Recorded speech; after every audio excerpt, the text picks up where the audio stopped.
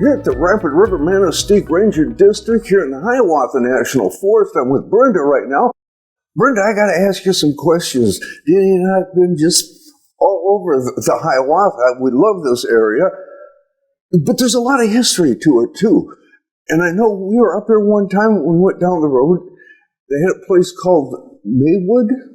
What is that?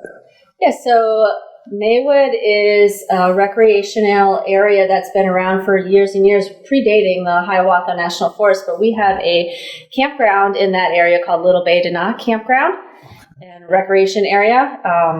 And so Maywood kind of incorporated that into a campground when we acquired the property in the mid-1960s. The Forest Service developed a campground there in 1990. So the campground, in historical purposes, is pretty new, but the activities there have been happening for years and years before that, centuries, honestly. So folks would come over from Escanaba on a ferry service, and they'd come for the day, and they'd camp, or they'd go berry picking, hunting, fishing. So all those activities, they'd come over to that area just to get away from the city of Escanaba and Gladstone. And actually, folks would come up from Chicago because they could get on the lake and come up that way to escape the hustle and bustle and just be able to get outside. That people with limited mobility or others can access that whole trail and experience the activities there.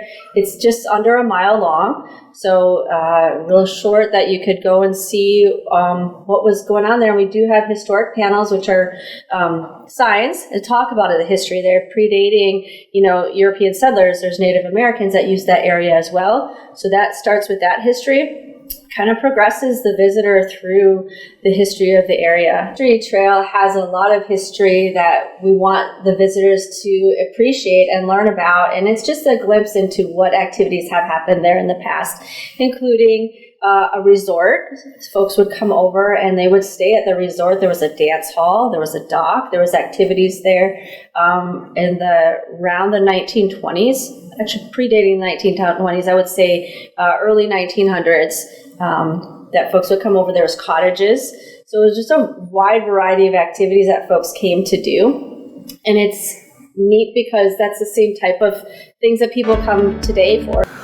Well, Brenda, I know that you were talking about the history, and there's actually a lot of history here in the Hiawatha. One of them would be lighthouses. I know that they have one down actually on the Stonington Peninsula here. Yeah, so we do have a lighthouse structure that's still on Stonington Peninsula. It is at Peninsula Point. We call it Peninsula Point Lighthouse. There's a day use area there. Folks can go and access Lake Michigan and splash around in the water, but they can also walk the tower of the lighthouse. Now, the tower itself, we've been down there, and that's all there is. Now, there was actually a keeper's house and everything there at one time? Exactly. When you go down there, you can see the foundation of the original keeper's house, and there's some interpretive signage down there that explains it. But we also have several other lighthouses across the forest that could be of interest to folks, and there's a lot of history there. Some of them are right behind us, actually. This is the one we were just talking about, so if you get a chance to go down there, that's what you'll see. This is in the winter, but it's also accessible in the summer. We have the East Channel Lighthouse is on Grand Island, up near Munising. Is partially owned by the Forest Service, but it's a collective arrangement there. This is the Rear Range Lighthouse just outside of Christmas, kind of overlooking Grand Island, keeping folks safe from their travels through the Great Lakes up there in Lake Superior. We do offer tours at times to that lighthouse, so you can actually walk up to the top of it. That's nice. So check with the Munising Ranger District on that schedule. Obviously, it's summer only. This is the North Lighthouse. It's not a Forest Service lighthouse, but it is on Grand Island. You'll see the difference in the cliffs there.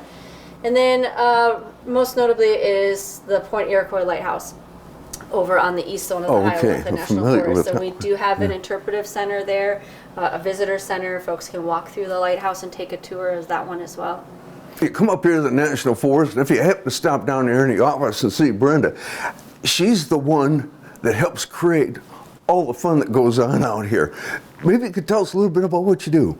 Yeah, so I work for the Hiawatha National Forest as a recreation program manager, so I manage all of the recreation activities that happen on the west zone of the Hiawatha.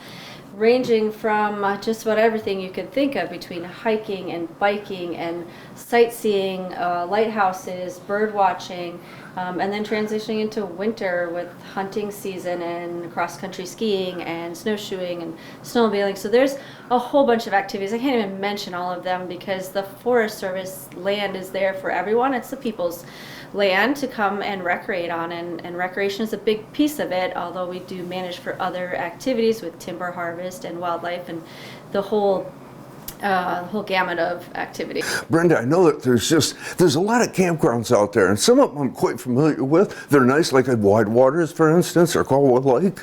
But I also know there's some kind of hidden away that you may have to take a water route to it, or you may have to go down some 2-track ways to find. Are these spread out all over the National Forest like that? Yeah, so the National Forest has all kinds of different camping activities depending on what people want to come to do and how they like to camp. Because we have folks that don't want to ever see anyone else, they just want to be by themselves in the trees. We have people that like to gather with their families and have modern conveniences. So we kind of have a range of them. And we started with Little Bay Denot Campground, talking with that one because we have 38 sites there along the lake. So you have a day use area, you have a boat launch, and you have rustic toilet buildings. But there is water hookups, so you can, edit that one. There is water at that campground that you can just carry to your campsite. Okay, pumps. Yeah, water pumps. And so we have 11 what we call developed campgrounds on the west zone of the Hiawatha National Forest, ranging in size from 6 to 8 sites to 40 to 50 campsites. And then in addition to that, we have what we call designated campsites, which are mostly scattered around inland lakes on the forest. So people do need to make a reservation, but it's just their campsite typically on an inland lake. Let's say Swan Lake campsite. There's a couple campsites there spread out, so you won't see a whole lot of other people, and they're relatively rustic. Some of them have rustic outhouses. Some of them you should be bringing in, your own composting toilet to take your waste with you, or practicing the leave no trace ethics, which is, walk far enough away from the water, dig a hole, and bury your human waste. And those campsites are all pack it in, pack it out, which means if you bring your garbage with you or you bring your items with you, you need to take them back with you. So take your garbage with you because we don't have garbage collection there, and we don't want to have those things left on the sites because that's going to impact the next person coming in. Okay, these people should know some of that information before they go in there. I know you can go online and find out a lot of stuff, but they can also probably, if they're up here, stop by the office to get information? Yeah, so we have offices on the Hiawatha National Forest that the public can come in and ask questions, that being in Gladstone, which is our supervisor's office. We have our Rapid River Manistee office, which is where I'm standing at now. We have a Munising office. We also have a Pictured Rocks Interpretive Center in Munising. We staff that in the summer for recreational tourists to come in and ask the Forest Service questions, so you can get all your information there. And then also, if you're traveling farther east in the Upper Peninsula, you can go to the St. Ignace Ranger District office. And those offices are, staffed by folks like me and visitor information services staff that are there to answer your questions. But our online resources are an awesome place to find information. Those campsites I mentioned, the campgrounds, most of them need a reservation, and you'll need to go to recreation.gov to find those campsites you're looking for and make a reservation there. They do have descriptions written up of what to expect, what to bring, what to take with you, what to bring back with you. So definitely want to look at those places first when you're starting to think about coming to recreate. When people hear about the National Forest and they're hearing about all the great things there are to do out there, how do they prepare though to come up? Like, do they just throw their stuff together and shoot up here and hope for the best, or is it a better idea to plan a little bit ahead? Well, we do have folks that just throw their stuff in, be a little spontaneous, hop in the truck or car and zip up here. And we do have opportunities for that, but they're limited. And you need to know what you're getting into if you're going to camp that way, because it's just a little different than some of the conveniences. So we do definitely encourage people to plan ahead. You can go to recreation.gov to make a reservation and look through all the different sites and types of sites that we have. And then you make a reservation right there. So when you come to the forest, you know what you're bringing, you know where your site's going to be available for you. But the planning ahead is to make sure you're bringing everything that you need. We've seen a variety of different types of users come to the forest, and some of them aren't prepared, and then they're learning their lesson the first time, and hopefully can come back for a good experience the second time. But we do have plenty of online resources to help people prepare for their visit, and that being recreation.gov is one, and it does explain the different types of sites. It's mostly for making reservations. If you just want to come for a day hike or a day drive or see the fall colors, you can look at our Hiawatha National Forest website. We have all the different types of recreation are listed on there, and it tells you a little bit about them. We even have maps that are available on the website that you can download and you can print. And then we do get into Facebook and other social media type postings like that. Okay, so remember, plan ahead when you come up. I know that Denny and I have spent many hours out there just cruising around, and sometimes we didn't know where we were at, and we wished we did.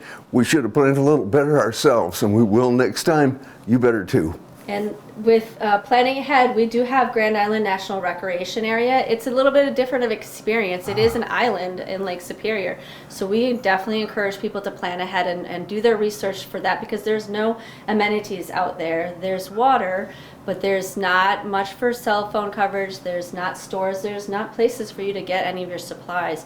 You actually go make a reservation. If you're going to camp there, you make a reservation, and you go over on a ferry service to the island. Okay, there's a ferry service. There's a ferry service there, and so then you can camp there. The ferry service does rent bikes and other activities, so if you want to go for the day, you can check in there and go over for the day.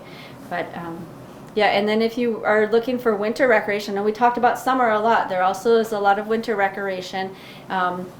And because of the weather and the conditions that you're coming into, you want to definitely be prepared for that. We have some cabins that are available on recreation.gov that you can rent all year long.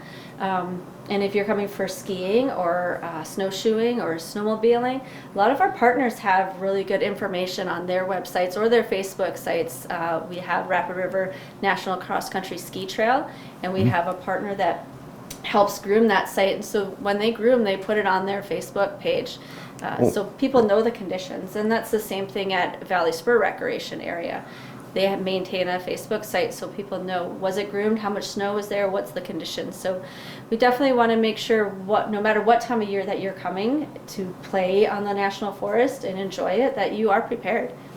Well, Brenda, we really appreciate you spending the time with us and talking to us and telling us all the great information. Keep it in mind, make your reservations ahead of time. Come up and have some fun.